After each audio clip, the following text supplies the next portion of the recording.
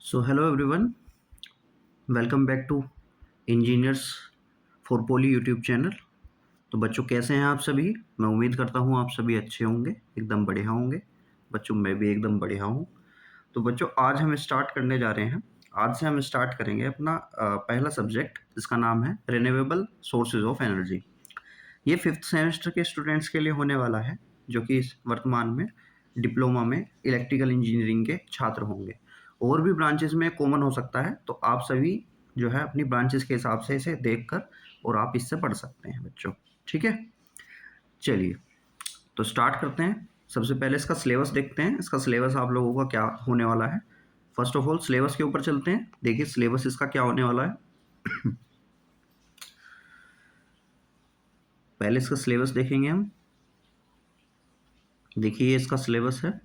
ये इसकी first unit आ जाती है। जैसे कि फर्स्ट यूनिट क्या आ जाती है, इसकी फर्स्ट यूनिट आपकी आ जाती है बेसिक ऑफ एनर्जी। ठीक है, first unit basic of energy आ जाती है। इस यूनिट में आप लोगों को क्या पढ़ना है बच्चों?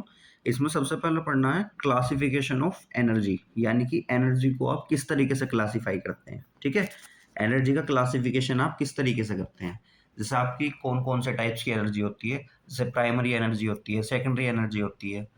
ठीक है, प्राइमरी एनर्जी में कौन सी आ जाती है जो कि नेचुरल तौर पे आपको प्राप्त हो रही है। सेकेंडरी एनर्जी कौन सी आ जाती है। ठीक है, फिर आप जानेंगे कॉमर्शियल एंड नॉन कॉमर्शियल, यानी कि कॉमर्शियल एनर्जी वो होती है जो आपको एक तरीके से आप पैसे देकर खरीद सकते हैं, है ना।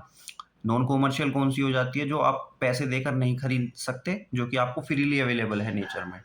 नेक्स्ट बच्चों आप लोगों को पढ़ना है, इस चैप्टर में क्या पढ़ना है, नेक्स्ट आप लोगों को पढ़ना है importance of non conventional energy resources. ठीक है, नेक्स्ट क्या है आपका? नेक्स्ट है आपका importance of non conventional energy resources. तो ये काफ़ी बढ़िया टॉपिक हो जाएगा कि नॉन कन्वेंशनल एनर्जी सोर्सेज जो हैं इनकी इम्पोर्टेंस क्या क्या होती हैं। ठीक है, यानी कि आपका गैर परंपरागत जो ऊर्जा के एक तरीके से स्रोत हैं उनकी क्या क्या इम्पोर्टेंस हो जाती हैं। ठीक है, वो किस लिए ज़रूरी हैं। देन बच्चों प्रेजेंट सिनेरियो के बारे में पढ़ेंगे। एनर्जी को लेकर प्रेजेंट सिनेरियो हम लोगों का क्या चल रहा है। ठीक है, वर्तमान सिनेरियो क्या चल रहा है एनर्जी को लेकर, इसके बारे में भी हम जानने वाले हैं।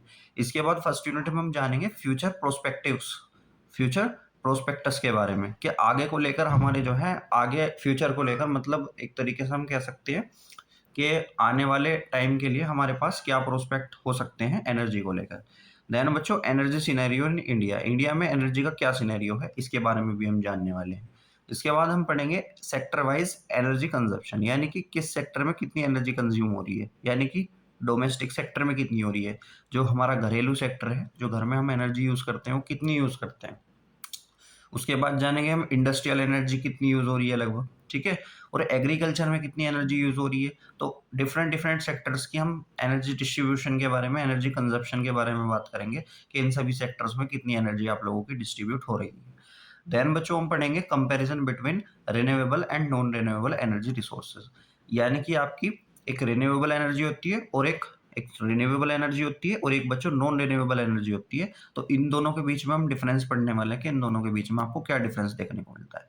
देखिए बेसिक डिफरेंस जो आ जाता है, रिन्यूएबल एनर्जी कौन सी होती है? रिन्यूएबल एनर्जी होती है जो कि आपकी एनर्जी रिन्यू हो सके कम टाइम में। फॉर एग्जाम्पल आप एक तरीके से सौर ऊर्जा का उदाहरण ले सकते हैं। सौर ऊर्जा में क्या है, सौर ऊर्जा जो है आपकी ना खत्म होने वाली ऊर्जा है और ये रिन्यू टाइम टू टाइम होती रहती है और इसका हम ये मान के चलते हैं कि जो है अभी काफ़ी टाइम तक चलने वाली है। तो ये क्या कह सकते हैं हम कि लॉन्ग लास्टिंग है। ठीक है, ये आपकी कैसी है? ये बच्चों लॉन्ग लास्टिंग है। ठीक है, ये लॉन्ग लास्टिंग है, या कि यानी कि ये काफ़ी टाइम तक अभी चल सकती है। वहीं पे जो नॉन रिन्यूएबल एनर्जी आ जाती है, नॉन रिन्यूएबल में क्या आ जाता है? नॉन रिन्यूएबल में आ जाता है बच्चों जैसे कि आप लोगों का जैसे कोल है, उसको हम जल्दी से रिन्यू नहीं कर सकते, है ना। जैसे कि आपका कोल हो जाता है, कोल को हम जल्दी से रिन्यू नहीं कर सकते हैं। ठीक है, कोल है, पेट्रोलियम है। ठीक है, पेट्रोलियम है, या फिर आप लोगों की नेचुरल गैस है। ठीक है ना, नेचुरल गैस हो जाती है जिनको हम जैसे सीएनजी बोल देते हैं, एलएनजी बोल देते हैं, एलपीजी बोल देते हैं। तो ये जो है सभी ये नेचुरल गैसेस में आ जाती है। तो आप लोगों को रिन्यूएबल और नॉन रिन्यूएबल के बारे में भी डिफरेंस पढ़ना है। सभी चीज़ों को हम गहनता के साथ पढ़ने वाले हैं जो कि फर्स्ट यूनिट में आएंगी आपकी बेसिक ऑफ एनर्जी में। ठीक है, इसके बाद आ जाएगा हमारा नेक्स्ट नेक्स्ट टॉपिक आ जाएगा। नेक्स्ट टॉपिक क्या होगा आपका? नेक्स्ट टॉपिक भी देखते हैं एक बार। देखिए नेक्स्ट टॉपिक देखते हैं, नेक्स्ट टॉपिक क्या होने वाला है। नेक्स्ट टॉपिक होने वाला है बच्चों आपका जो यूनिट 2 है। यूनिट 2 क्या होने वाली है, सोलर एनर्जी, ठीक है, यानी कि सौर ऊर्जा होने वाली है। तो देखिए सौर ऊर्जा में जो हम पढ़ेंगे, सौर ऊर्जा के अंदर हम क्या पढ़ने वाले हैं। इसमें सबसे पहला जो टॉपिक आ जाएगा आपका, सौर ऊर्जा क्या होती है, जो जनरली आपको सूर्य से जो प्राप्त हो रही है, यानी कि जो सन से जो एनर्जी प्राप्त हो रही है आपको, वो क्या कहलाती है, वो सौर ऊर्जा कहलाती है। देखिए सौर ऊर्जा में यानी सोलर एनर्जी के अंदर आप क्या पढ़ने वाले हैं, इसके अंदर आप बच्चों पढ़ेंगे principle of conversion of solar radiation into heat. Principle of conversion of solar radiation into heat, ठीक है, यानी कि सोलर रेडिएशन का हीट में बदलना जो है वो उसके पीछे क्या प्रिंसिपल होता है, यानी कि क्या सिद्धांत होता है, किस तरीके से जो है सोलर रेडिएशन हीट में कन्वर्ट होती है। इसके बाद जो बच्चों आप लोग पढ़ेंगे, इसके बाद क्या पढ़ेंगे आप लोग, इसके बाद पढ़ेंगे आप using different types of solar collectors, यानी कि आप जो है अलग अलग जो सोलर एनर्जी आपको मिल रही है सूरज की मदद से, जो आपको सोलर एनर्जी मिल रही है, उसको सोलर कलेक्टर की मदद से आप किस तरीके से संग्रह करते हैं, एक साथ उसे इकट्ठा करते हैं, तो इस बारे में भी आप जानेंगे। देन बच्चों पढ़ेंगे हम फोटोवोल्टेइक सेल, ठीक है, ये एक टाइप की सेल होती है, ये इसको हम क्या बोलते हैं, पीवी सेल बोलते हैं। फोटोवोल्टेइक सेल को शॉर्ट फॉर्म में हम क्या बोलते हैं बच्चों, पीवी सेल बोलते हैं, ठीक है, इसको पीवी सेल बोलते हैं हम शॉर्ट फॉर्म में, ठीक है। और ये पीवी सेल क्या होती है, ये एक टाइप की हम बोल सकते हैं कि ये लाइट को देख के, ये लाइट को देख के जो है ये एनर्जी बनाना शुरू कर देती है, ठीक है। जैसे ही इसके ऊपर सनलाइट पड़ेगी बच्चों, तो ये एनर्जी बनाना स्टार्ट कर देती है। और एनर्जी कैसी बनाती है, मतलब इलेक्ट्रिकल एनर्जी बनाना स्टार्ट कर देती है, ठीक है जी। इसके बाद बच्चों हम क्या जानेंगे, इसके बाद हम जानेंगे इलेक्ट्रिसिटी जनरेशन, कि इलेक्ट्रिसिटी जनरेशन हम किस तरीके से करते हैं। इलेक्ट्रिसिटी जनरेशन सोलर पैनल्स की मदद से या फिर सोलर एनर्जी की मदद से इलेक्ट्रिसिटी जनरेशन किस तरीके से होता है, उसमें मुख्य रोल जो आपका निभाता है वो फोटोवोल्टेइक सेल ही निभाता है, ठीक है।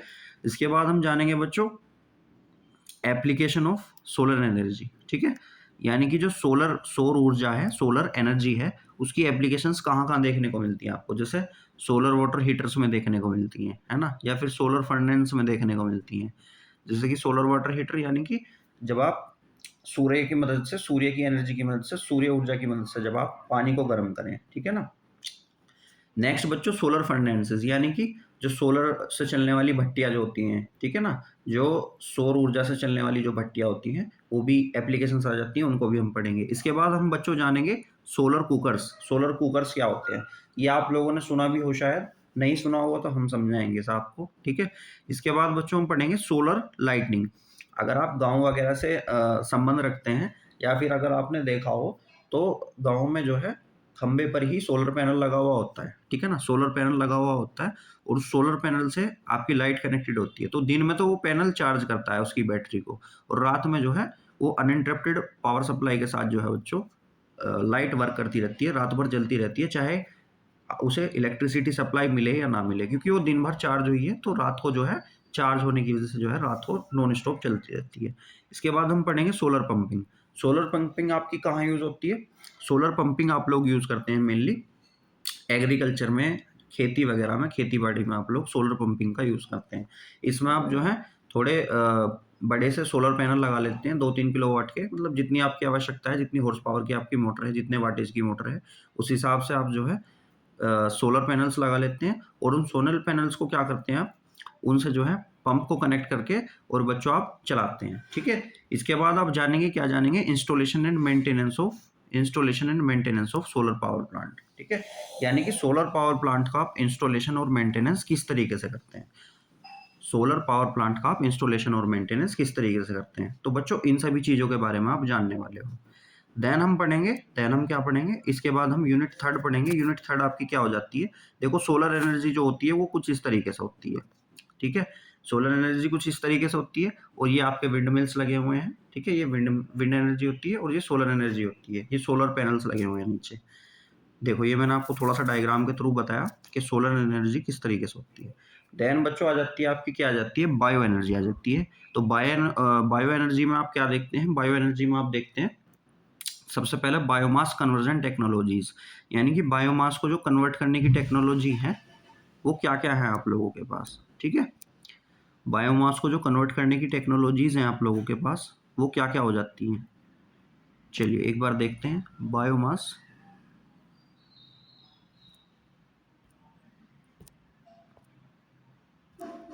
Biomass conversion techniques, biomass conversion technologies, sorry, ठीक है, टेक्निक्स नहीं, टेक्नोलॉजीज, बात वैसे एक ही है। बायोमास कन्वर्जन टेक्नोलॉजीज आपको क्या क्या देखने को मिलती है, एंड देयर टाइप्स, उनके टाइप्स क्या क्या हो जाते हैं, जैसे कौन कौन से टाइप्स हो जाते हैं, वेट और ड्राइड प्रोसेस कौन कौन से हो जाते हैं। ये जनरली जो है आप इसे बोल सकते हैं, जैसे गांव में होता है ना गोबर गैस प्लांट जो होता है, ये सेम टू सेम उसी की तरह होता है बच्चों, ठीक है, ये उसी की तरह होता है सेम टू सेम। तो जो बायो एनर्जी है वो टोटली जो है आपकी उसी के ऊपर, बायोमास के ऊपर एक तरीके से रिलेट करती है। जो आप पशुओं वगैरह का जो बचता हुआ, क्या बोलते हैं हम उसे, जो गोबर बचता है उसी से आप जो है प्रोड्यूस करते हो। तो इसमें फर्स्ट टॉपिक क्या है आपका, biomass conversion technologies and their types, wets and dry process, यानी कि वेट और ड्राई प्रोसेस से आप किस तरीके से बायोमास को कन्वर्ट करते हैं। इसके बाद आप जानेंगे methods for obtaining energy from biomass, यानी कि आप बायोमास से एनर्जी किस तरीके से ऑब्टेन करते हैं बच्चे, ठीक है, एक एक चीज को हम डायग्राम के थ्रू समझेंगे। उसके बाद क्या आ जाएगा आपका, पावर जनरेशन बाय यूजिंग गैसीफायर्स, यानी कि गैसीफायर्स की मदद से आप पावर किस तरीके से जनरेट करते हैं, तो इस बारे में भी हम जानने वाले हैं। इसमें आपका थोड़ा सा छोटा सिलेबस दिया हुआ है, लेकिन फिर भी हम सारे टॉपिक्स को कवर करते हुए चलेंगे, जितने भी आपके टॉपिक्स हैं उन सभी को हम कवर करते हुए बच्चों चलने वाले हैं, ठीक है। चलिए जी नेक्स्ट टॉपिक पे चलते हैं, नेक्स्ट टॉपिक देखते हैं एक बार, नेक्स्ट टॉपिक देखते हैं एक बार। नेक्स्ट टॉपिक आज का आ जाता है, देखो बायोफ्यूल जो है कुछ इस तरीके से हो जाता है। बायोफ्यूल कैसे बनता है, इसमें जनरली आप जो है जो काव डंग या फिर आपका बफेलो डंग होता है उन सभी का यूज करते हो, या फिर जो आपके ये पत्तियां होती हैं पेड़ की, टूटी हुई पत्तियां, या फिर और भी जो ऑर्गेनिक मैटर होता है उन सभी को जो है आप सड़ा के उनका फर्मेंटेशन करके जो है आप बायोगैस को प्रोड्यूस करते हो, और उस एनर्जी को फिर आप जो है बच्चों इस्तेमाल में लेते हो। देखो नेक्स्ट क्या आ जाता है, नेक्स्ट आ जाता है आप लोगों का, नेक्स्ट आ जाता है आपका यूनिट फोर्थ। और इस यूनिट फोर्थ में क्या पढ़ेंगे हम, विंड एनर्जी के बारे में पढ़ेंगे कि विंड एनर्जी किस तरीके से होती है और विंड एनर्जी के अंदर हमें क्या देखने को मिलता है। तो देखो विंड एनर्जी में हम लोगों को क्या देखने को मिलता है, विंड एनर्जी में मेनली हमें जो देखने को मिलता है वो विंड मिल देखने को मिलता है, जिसको हम क्या बोलते हैं बच्चों, जिसको हम बोलते हैं पवन चक्की, ठीक है।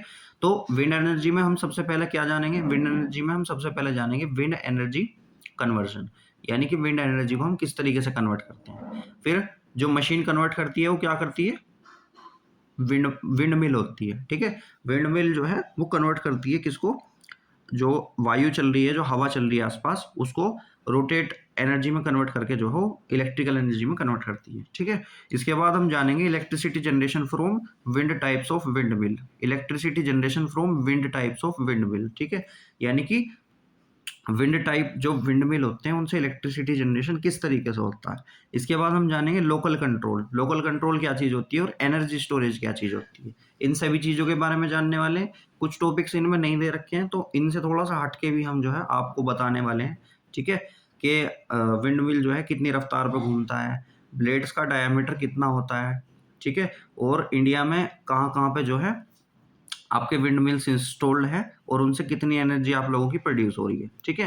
देखिए विंड मिल की अगर आप बात करें तो विंड एनर्जी जो होती है वो कुछ इस तरीके से होती है, विंड मिल्स लगे हुए होते हैं बहुत सारे, और ये पूरा का पूरा एक फार्म होता है, बहुत बड़ा फार्म होता है। उसमें क्या इतने सारे विंड मिल्स लगे हुए होते हैं और वो क्या करते हैं, वो आपकी इलेक्ट्रिसिटी प्रोड्यूस करते हैं वायु की मदद से। जहाँ पे भी ज़्यादा वायु चलती होगी जिस भी राज्य में या जिस भी क्षेत्र में, वहाँ पे लगा दिए जाते हैं और आपका क्या होता है, इनसे बच्चों एनर्जी प्रोड्यूस होती है, ठीक है। नेक्स्ट चलते हैं, देखो नेक्स्ट आ जाता है आपका यूनिट फिफ्थ। यूनिट फिफ्थ क्या आ जाती है आप लोगों की, यूनिट फिफ्थ आ जाती है बच्चों जियोथर्मल एंड टाइडल एनर्जी, ठीक है। नेक्स्ट यूनिट आ जाती है आप लोगों की जियोथर्मल एंड टाइडल एनर्जी। तो देखिए जियोथर्मल और टाइडल एनर्जी क्या होती है, ये टोटली जो है आपकी ओशन से रिलेटेड है, यानी कि समुद्र से रिलेटेड है। देखो जियोथर्मल जो है, जियोथर्मल किससे संबंधित है, ये तो आपकी भूमि से संबंधित है। भूमि का मतलब ये अर्थ की एक तरीके से हम कह सकते हैं कोर से संबंधित है, ठीक है। भाई आप जानते होंगे अर्थ के अंदर जो है क्या है, अंदर की तरफ मैग्मा प्रेजेंट है, ठीक है, कोर में जो है बहुत सारा मैग्मा भरा हुआ है। वो मैग्मा के चारों तरफ क्या है, गैसेस होती हैं, बहुत ज़्यादा हॉट गैसेस। तो जो वो गैसेस बाहर आती हैं, वो बाहर जो है मान के चलिए आपने होल कर दिया, क्रस्ट तक कोई आपने होल कर दिया, तो उससे क्या होगा, उस होल से जो है वो गैसेस बाहर आना शुरू हो जाएंगी। तो उन गैसेस को आप किसके तौर पे यूज़ कर सकते हैं बच्चों, जियोथर्मल सोर्सेज के तौर पे यूज़ कर सकते हैं, जियोथर्मल एनर्जी के तौर पे यूज़ कर सकते हैं। वो इतनी हॉट गैसेस होती हैं कि उन हॉट गैसेस से जब आप जो है उन्हें प्रेशराइज्ड, वो काफ़ी प्रेशराइज्ड और हॉट होती हैं, तो जब आप उन्हें टरबाइन्स के ऊपर मारेंगे, टरबाइन्स के ऊपर मारने के बाद क्या होगा, टरबाइन आपका घूमना स्टार्ट कर देगा और उन टरबाइन से ही आपका क्या कनेक्ट होता है बच्चों, जनरेटर कनेक्ट होता है। तो जनरेटर भी घूमना स्टार्ट कर देता है और इस प्रकार जो है आपकी इलेक्ट्रिकल एनर्जी प्रोड्यूस होनी शुरू हो जाती है। सबसे पहले हम क्या पढ़ने वाले हैं जियोथर्मल में, जियोथर्मल सोर्सेज के बारे में कि जियोथर्मल के आपके सोर्सेज कौन कौन से देखने को मिलते हैं। देन बच्चों हम पढ़ेंगे ओशियन थर्मल एनर्जी कन्वर्जन। ठीक है, ओशियन थर्मल एनर्जी कन्वर्जन क्या होता है इसके बारे में हम जानेंगे। फिर हम पढ़ेंगे बच्चों ओपन एंड क्लोज साइकिल्स। ठीक है, ओपन साइकिल होती है एक होती है क्लोज साइकिल, इनके बारे में भी जानेंगे। एक जानेंगे बच्चों हम हाइब्रिड साइकिल। हाइब्रिड साइकिल आप लोगों को क्या देखने को मिलती है। ठीक है, हाइब्रिड साइकिल के बारे में जानेंगे, हाइब्रिड साइकिल क्या देखने को मिलती है। फिर हम पढ़ेंगे prime movers for geothermal energy conversion, यानी कि जियोथर्मल एनर्जी कन्वर्जन के लिए प्राइम मूवर्स कौन कौन से होते हैं। ठीक है, जियोथर्मल एनर्जी कन्वर्जन के लिए प्राइम मूवर्स कौन कौन से होते हैं। इसके बाद बच्चों हम पढ़ेंगे steam generation and electricity generation, यानी कि स्टीम जनरेशन किस तरीके से अकर होता है, यानी कि स्टीम जनरेशन जो होता है वो किस तरीके से होता है और इलेक्ट्रिसिटी जनरेशन जो होता है वो किस तरीके से होता है। भाई स्टीम जनरेशन का मतलब है भाप किस तरीके से उत्पन्न होती है और इलेक्ट्रिसिटी जनरेशन का मतलब है विद्युत ऊर्जा किस तरीके से जो है आपकी उत्पन्न होती है, या फिर हाँ जनरेट होने का मतलब उत्पन्न होना ही हो जाएगा। इसके बाद हम जानेंगे different types of tidal energy systems, यानी कि अलग अलग टाइप के टाइडल एनर्जी सिस्टम कौन कौन से होते हैं। ठीक है, टाइडल एनर्जी सिस्टम अलग अलग टाइप्स के जो भी होते हैं उनको हम पढ़ने वाले हैं। ठीक है, चलिए जी नेक्स्ट चलते हैं। देखो नेक्स्ट देखते हैं, नेक्स्ट क्या आ जाएगा आप लोगों का। नेक्स्ट आ जाएगा बच्चों, देखो जियोथर्मल एनर्जी इस तरीके से होती है, कुछ इस तरीके से होती है। अंदर जो है आपकी कोर प्रेजेंट है ना, कोर प्रेजेंट है और कोर के ऊपर क्या है, कुछ ना कुछ या तो गैसेज होंगी। ठीक है, कोर में या तो कुछ ना कुछ गैसेज होंगी या फिर बच्चों हॉट वाटर होगा। अब वो हॉट वाटर की फॉर्म में या फिर क्या गैसेस की फॉर्म में जो है ऊपर आएगा, ऊपर जो है टरबाइन जनरेटर के पास जाएगा और वहाँ पे जो है आपकी इलेक्ट्रिसिटी प्रोड्यूस होगी। और बाकी जो बची हुई आपकी कह सकते हैं आप, जो बाकी की बची हुई एक तरीके से हीट होगी या फिर जो स्टीम होगी, गर्म भाप होगी, वो कूलिंग टावर में जाकर ठंडी हो जाएगी और वो वापस जो है अंदर डाल दी जाएगी, इसके अंदर अर्थ के अंदर यानी कि धरती के अंदर वापस पहुंचा दी जाएगी। ठीक है, देखो नेक्स्ट क्या आ जाता है, नेक्स्ट आ जाता है आप लोगों का यूनिट 6, जिसको आप क्या बोलते हैं, जिसको आप बोलते हैं बच्चों MHD, यानी कि मैग्नेटो हाइड्रोडायनेमिक पावर जनरेशन। ठीक है, इसको आप मैग्नेटो हाइड्रोडायनेमिक जनरेटर भी बोलते हैं। और ये जो इस जनरेटर से प्रोड्यूस होने वाली जो एनर्जी है उसको आप क्या बोलेंगे, मैग्नेटो हाइड्रोडायनेमिक पावर जनरेशन। इससे जो एनर्जी जनरेट होगी या उससे जो पावर जनरेट हो रही है उसको पूरे सिस्टम को आप क्या बोलेंगे, मैग्नेटो हाइड्रोडायनेमिक पावर जनरेशन। ठीक है जी, तो इसके बारे में हम जानने वाले हैं, पूरा पढ़ने वाले हैं काफ़ी कुछ। इसके बाद बच्चों हम यूनिट 7 पढ़ेंगे फ्यूल सेल। फ्यूल सेल आप लोगों की क्या होती है। ठीक है, फ्यूल सेल भी आपको काफ़ी एक तरीके से हम कह सकते हैं इम्पोर्टेंट देखने को मिल जाती है एग्जाम के पर्सपेक्टिव से, एग्जाम के पॉइंट ऑफ व्यू से। इसके अंदर फ्यूल सेल में हम देखो क्या पढ़ने वाले हैं, फ्यूल सेल में हम पढ़ने वाले हैं कंसेप्ट कि फ्यूल सेल का क्या कंसेप्ट होता है, डायग्राम पढ़ेंगे। ठीक है, एक एक चीज़ जानेंगे। इसके बाद हम टाइप्स ऑफ फ्यूल सेल के बारे में पढ़ेंगे, फ्यूल सेल के कितने टाइप्स होते हैं। फिर बच्चों हम पढ़ेंगे operating principles of a fuel cell. ठीक है, फ्यूल सेल के ऑपरेटिंग प्रिंसिपल्स क्या क्या होते हैं। ठीक है, इसके बाद हम जानने वाले हैं कन्वर्जन एफिशिएंसी। कन्वर्जन एफिशिएंसी आपको क्या देखने को मिलती है। उसके बाद हम जानेंगे वर्क आउटपुट। ठीक है, वर्क आउटपुट क्या देखने को मिलता है और ईएमएफ क्या होती है, यानी कि इलेक्ट्रोमोटिव फोर्स क्या होता है फ्यूल सेल्स का। और बच्चों इनकी एप्लीकेशंस के बारे में भी हम जानने वाले हैं। इसके बाद हम बातें करेंगे किसके बारे में, हमारी यूनिट 8 के बारे में। और यूनिट 8 क्या है आपकी, ये लास्ट यूनिट है और इसका नाम क्या है, mini and micro hydro plants. Hydro plants तो आप लोग जानते होंगे, जो पानी का यूज करके क्या करते हैं, एनर्जी को प्रोड्यूस करते हैं, एनर्जी को जनरेट करते हैं, है ना, इलेक्ट्रिकल एनर्जी जनरेट करते हैं पानी का यूज करके। ठीक है, जिसको हम हाइडल एनर्जी के नाम से भी जानते हैं। तो बच्चों इस हाइडल एनर्जी को हम क्या बोल रहे हैं यहाँ पे, हाइड्रो एनर्जी बोल रहे हैं। ठीक है, और इसमें हम क्या करेंगे, इसमें हम मिनी और माइक्रो हाइड्रो प्लांट्स का यूज करके क्या करेंगे, हम एनर्जी जनरेट करेंगे। मिनी और माइक्रो हाइड्रो प्लांट्स का यूज करके हम क्या करेंगे बच्चों, एनर्जी जनरेट करने वाले हैं। तो ये आपकी लास्ट यूनिट होने वाली है, इसके बारे में भी हम डिटेल से पढ़ेंगे। थोड़ा बहुत मैं इसमें आपको जो है टरबाइन वगैरह के बारे में बताऊंगा कि कौन से टरबाइन्स का आप यूज करते हैं। ठीक है, तो इन सभी चीज़ों के बारे में बच्चों हम पढ़ने वाले हैं। समझ पा रहे हैं आप लोग। देखो ये जो फ्यूल सेल का मैंने जैसे कि आपको बताया यहाँ पे, जैसे आपकी फ्यूल सेल है यहाँ पे देखो, ये फ्यूल सेल है यूनिट 7। तो फ्यूल सेल का डायग्राम आपको कुछ इस तरीके से देखने को मिल जाता है। ठीक है, फ्यूल सेल आपकी जो है वो कुछ इस तरीके से हो जाती है। फ्यूल सेल में देखो आपको क्या देखने को मिलता है, फ्यूल सेल का ये डायग्राम हो जाता है। इधर से आप हाइड्रोजन इन करेंगे, ऑक्सीजन अंदर आएगी, ठीक है। और इसमें क्या होता है, इसमें एनर्जी प्रोड्यूस होती है, मतलब इलेक्ट्रिकल एनर्जी प्रोड्यूस होती है, और इसमें से वाटर जो है बाहर निकलता है। जो वाटर बच जाता है हीट होने के बाद वो बाहर निकल जाता है, बाकी जो है आपकी इलेक्ट्रिकल एनर्जी बच्चों प्रोड्यूस हो जाती है इससे, ठीक है। तो इस प्रकार आपका जो है 5th semester renewable energy resources 5th semester देखिए, इस प्रकार आप लोगों का जो है फिफ्थ सेम रिन्यूएबल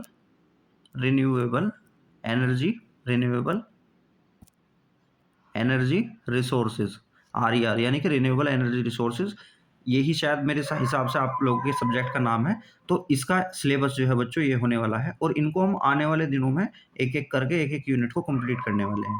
तो आप लोगों को क्या करना है, चैनल को सब्सक्राइब कर लेना है और ध्यान से हर एक वीडियो को पढ़ना है, क्योंकि मैं कोशिश करूँगा जो 5-6 साल का मेरा एक्सपीरियंस है, जितना मैंने अभी तक पढ़ा है या जो मैं बुक्स के रेफरेंस से अभी तक समझ पाया हूँ, वो सभी नॉलेज आप लोगों को देने की कोशिश करूँगा, और ये सुनिश्चित करने की कोशिश करूँगा कि आप लोगों के सेमेस्टर एग्जाम्स में भी अच्छे नंबर आएँ, प्लस आप लोग मुझसे अच्छी नॉलेज लेके जाएँ, ताकि आप आगे भी जो है अच्छी तरीके से पढ़ाई कर सकें अपने आने वाले एग्जाम्स के लिए, ठीक है बच्चों। ये नॉलेज जो होने वाली है प्रॉपरली आपके डिप्लोमा एग्जाम्स के लिए तो होने ही वाली है, साथ ही साथ आप इनसे जेईई, जूनियर इंजीनियर या फिर अगर बीटेक लेवल का भी आप एग्ज़ाम देंगे तो उसमें भी आपको कोई दिक्कत नहीं आएगी, उसमें भी आप पूरी गारंटी के साथ जो है आप इसे क्लियर कर सकते हैं, किसी भी एग्ज़ाम को क्लियर कर सकते हैं। इस हिसाब की मैं नॉलेज आपको बच्चों देने वाला हूँ, ठीक है। तो आपको ज़रूर से ज़रूर चैनल को सब्सक्राइब करना है, वीडियो को शेयर करना है और रेगुलरली क्लास को लेना है। हम मोस्ट प्रोबेबली इसकी फर्स्ट क्लास जो स्टार्ट करेंगे वो हम शायद 18 या 20 तारीख से स्टार्ट करेंगे, तो आप लोग कोशिश करिएगा कंटिन्यू रहने की, और चैनल को जो है सब्सक्राइब जरूर करिएगा, ठीक है बच्चों। चलिए, थैंक यू वेरी मच, आप सभी का बहुत बहुत धन्यवाद। बाय बाय, जय हिंद।